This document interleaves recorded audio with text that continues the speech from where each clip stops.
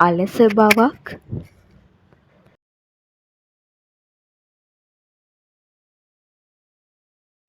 පොඩි වැඩකදීත් ලොකු මහන්සියක්,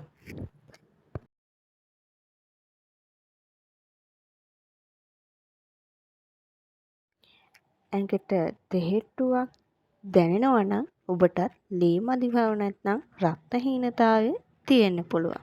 ඒ සඳහා ගත හැකි ආහාර වර්ග 5 අපි බලමු.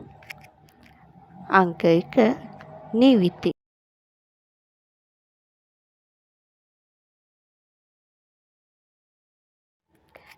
කැල්සියම්, අයර්න් ඒ වගේම විටමින් C අඩංගු වෙනවා.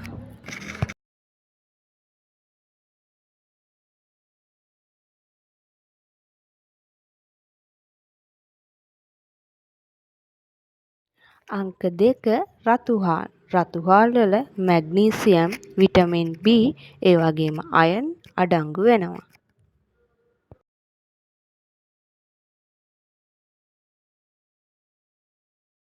අංක 3 මුරුංගකොළ.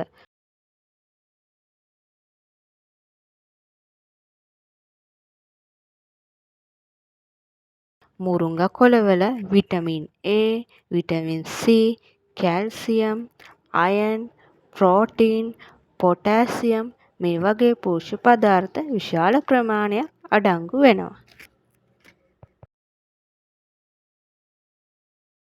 අංක 4 අඟුණකොළ.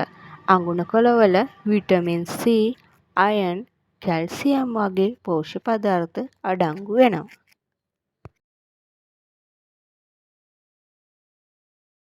අංක 5 දෙළුම්.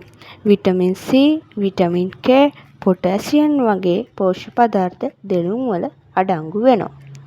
මම මේ සඳහන් කරපු ආහාර 5 ගත්තොත් ඕගොල්ලන්ට ඉතා ඉක්මනින් රක්තහීනතාවයෙන් මිදෙන්න පුළුවන්.